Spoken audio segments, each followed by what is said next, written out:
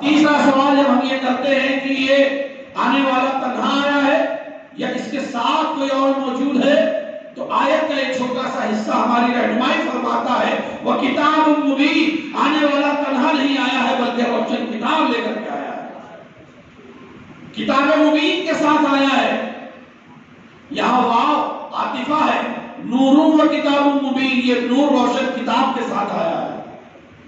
تو یہ ہماری سوالوں کا جواب بھی ہوا اور خدا کی بارگاہ میں نبی کا میلاد بھی ہوا کہ خود خدا نے اپنے نبی کے آنے کا تذکرہ بیان فرمایا۔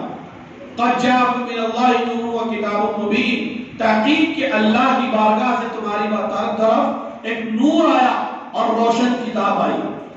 اب حضرات مصطفیٰ یعنی رحمت صلی اللہ تعالی علیہ وسلم نور بھی ہیں اور مصطفیٰ یعنی رحمت بشر بھی ہیں، لیکن ایک بات سمجھنے کی یہ ہے کہ نبی کو نور بھی قرآن نے کہا ہے اور نبی کو بشر یہ بھی قرآن نے کہا ہے، لیکن یہ جان لیجئے کہ قرآن کی جس آیت نے نبی کو نور فرمایا ہے وہ آیت محکم ہے، اور جس آیت نے نبی کو بشر کہا ہے وہ آیت متشابہ ہے۔ اب آپ سمجھے نہیں کہ آیت محکم کیا ہے اور آیت متشابہ کیا ہے۔ محکم آیت اس آیت کو کہتے ہیں کہ جو اس آیت کا ترجمہ ظاہر ہوتا ہے وہی اللہ کی مراد ہوتی ہے، وہی کہنا مقصد ہوتا ہے، اور متشابہ وہ ہوتی ہے کہ جو ترجمہ ہوتا ہے وہ اللہ کی مراد اور اللہ کا مقصد نہیں ہوتا۔ جیسے کہ قرآن کریم میں اللہ نے اپنے نبی کے بارے میں فرمایا قل انما انا بشر مثلکم، اے نبی تم کہہ دو کہ میں تمہاری ہی طرح بشر ہوں۔ تو نبی بشر بھی ہیں اور نبی نور بھی ہے، لیکن نبی کے بشر کی آیت متشابہ ہے اور آیت نور آیت محکم ہے، اور یہ نور کی تحقیق، نور کا فرمان یہ اللہ کی بارگاہ سے ہے، اور نور کا تحقیقاً ہونا یہ اللہ کا فرمان ہے، اللہ کی تحقیق ہے۔ اور تحقیق کا معنی، تحقیق کا مطلب یہ ہے کہ تحقیق ہر دور میں بدلتی رہی ہے، ہر دور میں تحقیقوں کا معاملہ چینج ہوتا رہا ہے۔ ایک زمانے کے اندر یہ تحقیق تھی کہ زمین چپٹی ہے، پھر تحقیق ہوئی کہ زمین گول ہے، اور تحقیقوں کا مسئلہ بھی بڑھتا رہتا ہے۔ اور تحقیق کی ایک صفت یہ ہے کہ جب کوئی انسان کسی معاملے کی تحقیق کرتا ہے تو دوسرا جو اس سے زیادہ علم والا ہوتا ہے اس تحقیق کو وہ رد کر دیتا ہے، اس تحقیق کو وہ بدل دیتا ہے۔ مثال کے طور پر ایک نیچے والے انسان کی تحقیق کو اوپر والا انسان بدل دیتا ہے۔ اس کو آپ دنیا کی اعتبار سے سمجھیں گے تو آپ کو یہ پتہ چلے گا کہ جب کوئی معاملہ ہوتا ہے، کوئی کیس ہوتا ہے، تو لوور کورٹ میں جب معاملہ جاتا ہے تو لوور کورٹ اس معاملے کی جو تحقیق کرتی ہے وہی تحقیق جب ڈسٹرکٹ کورٹ میں جب ہائی کورٹ میں پہنچتا ہے تو تحقیق کچھ اور ہو جاتی ہے، اور پھر ہائی کورٹ سے وہ معاملہ جب سپریم کورٹ میں پہنچتا ہے تو تحقیق اور ہو جاتی ہے۔ یعنی نیچے والے کی تحقیق کو اوپر والا بدلتا رہتا ہے، کاٹتا رہتا ہے۔ اسی کو دینی اعتبار سے جب آپ دیکھیں گے تو آپ کو پتہ چلے گا کہ ایک مولوی جب اپنے علم کی بنیاد پر کسی چیز کی تحقیق کرتا ہے، کسی مسئلے کی کھوج کرتا ہے، تو اس کی تحقیق کو اس سے بڑا والا عالم بدل دیتا ہے، کاٹ دیتا ہے۔ اس عالم کی تحقیق کو اس کے اوپر مفتی کاٹ دیتا ہے، اس مفتی کی تحقیق کو مجدد کاٹ دیتا ہے، مجدد کی تحقیق کو مجتہد کاٹ دیتا ہے، مجتہد کی تحقیق کو امام کاٹ دیتا ہے۔ یعنی نیچے والے کی تحقیق کو اوپر والا کاٹ بھی دیتا ہے، رد بھی کر دیتا ہے، لیکن ایسا کبھی نہیں ہوتا کہ اوپر والے کی تحقیق کو نیچے والا بدل دے۔ تو اے نبی جب آپ نور ہے اور آپ کا نور ہونا تحقیقاً ہے تو یہ تحقیق کس کی ہے؟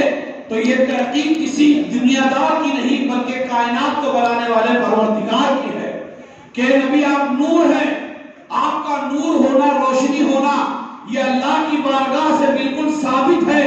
تو اب اس تحقیق کو وہی کاٹے جو اللہ سے زیادہ علم والا ہو، جو اللہ سے زیادہ پاور والا ہو، جو اللہ سے زیادہ نالج والا ہو، جو اللہ سے زیادہ طاقت والا ہو۔ تو اللہ سے زیادہ علم والا کوئی نہیں، تو نبی کے نور کی تحقیق کا کاٹنے بدلنے والا بھی دنیا میں کوئی نہیں۔ نبی نور ہے، اور یہ سمجھنے والی بات ہے کہ اس آیت میں اللہ تبارک و تعالیٰ نور فرمایا ہے، جبکہ مصطفیٰ جان رحمت صلی اللہ تعالی علیہ وسلم کی بے شمار صفات ہیں. وہ نبی بھی ہے، وہ رسول بھی ہے، اور بشیر بھی ہے، نذیر بھی ہے، طٰہٰ بھی ہے، یاسین بھی ہے. کسی بھی صفت کے ساتھ اللہ تعالیٰ اپنے نبی کو یاد فرما سکتا تھا، لیکن جب اپنے نبی کے آنے کے ذکر کو بیان فرمایا تو نبی نے، اللہ نے نہ انہیں رسول کہا، نہ نبی کہا، نہ طٰہٰ کہا، نہ یاسین کہا، نہ مزمل کہا، نہ مدثر کہا، اور کوئی صفت سے یاد نہیں کہا بلکہ نور کہا. جب نبی کا بھیجنے کا ذکر مقصود ہوا، بندوں کی جانب جب نبی کو بھیجنے کا ذکر کرنا اللہ کو مقصد ہوا تو اس نبی کو اللہ نے نور کہا. نور کیوں کہا؟ کہ جب آپ آیت کے اگلے حصے میں جائیں گے تو آپ کو یہ پتا چلے گا کہ اس نور کے ساتھ کتاب بھی آئی ہے، اور یہ کتاب کوئی معمولی کتاب نہیں ہے. یہ کتاب قرآن کریم ہے، یہ اللہ کا مقدس کلام ہے، یہ اللہ کی آخری کتاب ہے. یہ کوئی اولڈ ٹیسٹامنٹ یا نیو ٹیسٹامنٹ نہیں ہے بلکہ لیٹسٹ ٹیسٹامنٹ ہے. یہ وہ قرآن ہے کہ جس قرآن کے بعد، جس آسمانی کتاب کے بعد کوئی اور آسمانی کتاب آنے والی نہیں ہے، جس قرآن کے بعد اللہ کا کوئی اور فرمان آنے والا نہیں ہے. اب اس قرآن کو اگر پڑھنا ہے تو اس کے لیے دنیا کی روشنی کافی نہیں ہے. اس قرآن کو سمجھنے کے لیے دنیا کے بلب اور اس کی ٹیوب لائٹ کی روشنی کافی نہیں ہے، بلکہ اگر قرآن کے ترجمے کو، اس کے مطلب کو، اس کی تفسیر کو، اس کے تفہیم کو، اس کے معنی اور مراد کو سمجھنا ہے تو نور مصطفیٰ کی روشنی چاہیے. مصطفیٰ جان رحمت صلی اللہ تعالی علیہ وسلم کے نور کی روشنی چاہیے. اسی لیے آیت میں اللہ تعالیٰ نے اپنے نبی کو نور بنا کر کے بھیجا کہ نور قرآن کریم کو اگر سمجھنا ہے تو نور مصطفیٰ کی روشنی میں سمجھو. اور اسی کو سمجھتے ہوئے میں ایک آخری بات کہ مصطفیٰ کا نور اور مصطفیٰ جان رحمت صلی اللہ علیہ وسلم کی سنت، ان کا طریقہ، مصطفیٰ جان رحمت کی روشنی کس قدر ہمارے اور آپ کے لیے ضروری ہے، اس کو ذرا ایک مثال کے ذریعے سے میں اور سمجھاتا ہوا چلوں. آپ کو یہ پتا ہے کہ اللہ تبارک و تعالیٰ نے کسی بھی عبادت کرنے کے لیے ہمیں اور آپ کو وضو کرنے کا حکم دیا ہے. نماز پڑھنا ہے تو ہمیں وضو کرنا ہوگا، قرآن پڑھنا ہے تو ہمیں وضو کرنا ہوگا. اس کے علاوہ دیگر عبادات کے لیے ہم وضو کرتے ہیں. تو وضو کا جو طریقہ ہے وہ قرآن کریم میں اللہ نے بیان فرمایا ہے، اور 4 فرائض اللہ نے قرآن میں ذکر فرمایا ہے. یا ایھا الذین آمنوا اذا قمتم الی الصلاۃ فاغسلوا وجوہکم. اے ایمان والو، جب نماز کا ارادہ کرو، جب نماز کے لیے کھڑے ہو تو اللہ فرماتا فاغسلوا وجوہکم، سب سے پہلے اپنے چہرے کو دھو. یہ فرمایا اللہ نے، سب سے پہلے اپنے چہرے کو دھو. اور پھر اللہ کیا فرماتا ہے وَأَيْدِيَكُمْ إِلَى الْمَرَافِقِ، کوہنی سمیت اپنے ہاتھ کو دھو. وَامْسَحُوا بِرُؤُوسِكُمْ، اور اپنے سروں کا مسح کرو. اور اخیر میں اللہ فرماتا ہے وَأَرْجُلَكُمْ إِلَى الْكَعْبَيْنِ، اپنے دونوں پیروں کو ٹخنوں سمیت دھو. یہ قرآن کریم کی آیت ہے. قرآن نے ان 4 ارکان کا ذکر فرمایا ہے. یہ 4 فرض ہیں. لیکن ایک بات آپ ایمانداری سے بتائیں کہ جب ہم اور آپ وضو کرنے بیٹھتے ہیں تو ہم کیا کرتے ہیں؟ سب سے پہلے کیا کرتے ہیں؟ وضو جب کرتے ہیں ہم ہاتھ دھوتے ہیں. ہاتھ دھونے کے بعد کیا کرتے ہیں؟ کلی کرتے ہیں. ماشاءاللہ والے بچوں میں جوش، ماشاءاللہ، اللہ علیہ سلامت رکھے. کلی کرتے ہیں، اور کلی کے بعد ناک میں والی ڈالتے ہیں کہ نہیں؟ سب سے پہلے ہاتھ دھوتے ہیں، اس کے بعد کلی کرتے ہیں، اور اس کے بعد پھر ہم ناک صاف کرتے ہیں اپنی، اور اس کے بعد پھر ہم جو ہے 4تھے نمبر پہ چہرے کو دھوتے ہیں. جبکہ قرآن نے ہمیں سب سے پہلے کون سا کام کرنے کا حکم دیا ہے؟ چہرہ دھونے کا حکم دیا ہے. یہ قرآن کریم ہے. اور ہم ظاہری طور پر قرآن کریم کی مخالفت کرتے ہیں. قرآن نے تو صرف چہرہ دھونے کا حکم دیا، ہم ہاتھ دھو رہے ہیں، ناک میں پانی ڈال رہے ہیں، کلی کر رہے ہیں، اور پھر چہرہ دھو رہے ہیں. کیوں؟ اس لیے کہ فرض چہرہ دھونا ہے، لیکن آپ یہ سمجھیں کہ کیا ہم ہر پانی سے چہرہ دھو سکتے ہیں؟ کیا ہم ہر پانی سے وضو کر سکتے ہیں؟ نہیں۔ میں تھوڑا آپ کے استر پہ اتر کے، آپ کے لیول پہ اتر کے بات بتانا چاہتا ہوں کہ پانی کی 3 کوالٹی ہوتی ہے، 3 صفت ہوتی ہے، 3 طبیعتیں ہوتی ہیں: رنگ، بو اور مزہ۔ پانی کا ایک رنگ بھی ہوتا ہے، پانی کی ایک بو بھی ہوتی ہے، پانی کا مزہ بھی ہوتا ہے۔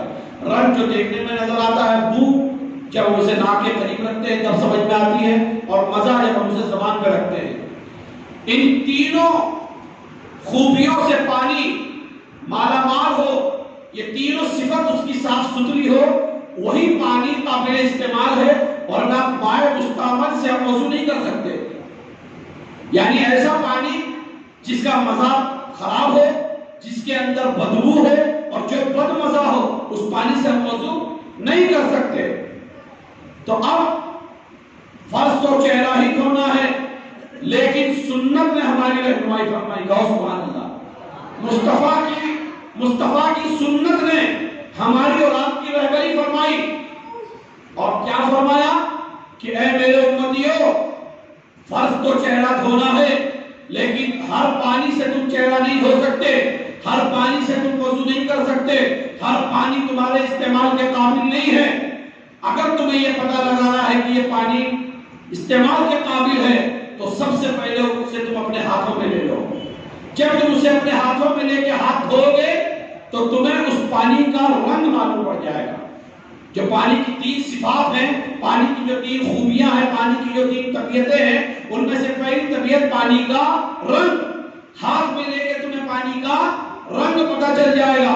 اور پھر دوسری چیز یہ کہ اس پانی کو تم اپنے منہ میں لے کے کلی کر دو، تاکہ تمہیں اس پانی کا مزہ معلوم ہو جائے، اس پانی کا ٹیسٹ معلوم ہو جائے کہ وہ کڑوا تو نہیں ہے، وہ گٹر کا گندا پانی تو نہیں ہے، یا اس کا مزہ خراب تو نہیں ہے۔ اور جب وہ بھی ہو جائے تو اب تم ناک میں پانی ڈال کر کے ناک کو بھی صاف کر لو، اور اس کی بو کو بھی معلوم کر لو کہ وہ کہیں بدبودار پانی تو نہیں ہے۔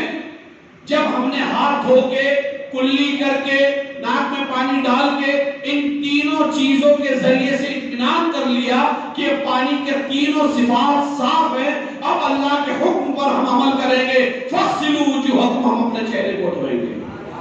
تو فرض تو چہرہ ہی دھونا تھا، فرض تو ہمیں اپنا ہاتھ دھونا تھا، فرض تو اپنے سر کا مسح کرنا تھا، فرض تو ہمارے پیروں کو دھونا تھا، لیکن ہر پانی سے ہم یہ فرض ادا نہیں کر سکتے۔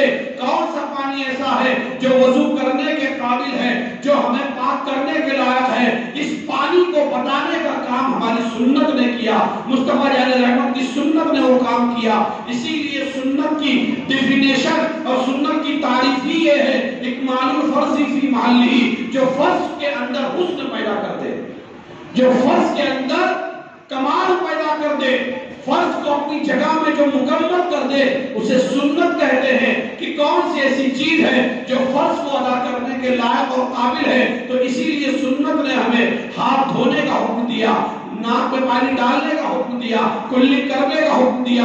جب ہم نے ان تینوں کے ذریعے سے اطمینان کر لیا کہ یہ پانی وضو کرنے کے قابل ہے، تو اب فرض کے لیے ہم تیار ہو گئے اور ہم نے خدا کا فرض ادا کر لیا۔ تو یہ سنت کی تعریف اور اس کی ڈیفینیشن ہے، اور اس کا فیض ہے کہ مصطفیٰ جان رحمت صلی اللہ تعالی وسلم کے نور سے ہم اور آپ منور ہیں، ہمارا وجود منور ہے، ہماری کائنات منور ہے۔ اور وہی نور جو اپنی پیدائش سے پہلے حضرت آدم کو چمکا رہا تھا، جو اپنی پیدائش سے پہلے جنت کو چمکا رہا تھا، جو اپنی پیدائش سے پہلے حضرت شیش کو چمکا رہا تھا، اپنی پیدائش سے پہلے حضرت ادریس کو چمکا رہا تھا، حضرت نوح کو چمکا رہا تھا، حضرت لوط کو چمکا رہا تھا، حضرت موسیٰ کو چمکا رہا تھا، حضرت عیسیٰ کو چمکا رہا تھا، انبیاء کرام کو چمکا رہا تھا، مرسلین اعظام کو چمکا رہا تھا، پوری کائنات کو چمکا رہا تھا۔ اپنی پیدائش کے بعد وہ اپنے والدین کو چمکانے آ گیا، وہ اپنے والد کو چمکا رہا ہے، وہ اپنی ماں کو چمکا رہا ہے، وہ اپنے دادا کو چمکا رہا ہے، وہ اپنے نانا کو چمکا رہا ہے، وہ اپنے خاندان کو چمکا رہا ہے، وہ اپنے تمام کنبے قبیلے کو چمکا رہا ہے، وہ اپنے خطے کو چمکا رہا ہے، وہ اپنے پورے قبیلے کو چمکا رہا ہے۔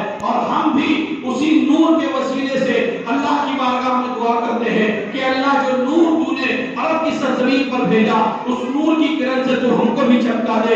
इसीलिए तो बरेली के कलंदर ने आवाज दी, चमक तुझसे बातें हैं सब पाने वाले, मेरा दिल भी चमका दे चमकाने वाले, तू जिंदा है वल्लाह, तू जिंदा है वल्लाह, मेरी चश्मे आलम से छुप जाने वाले। तो ये नूर, नूरे मोहम्मदी जो पूरी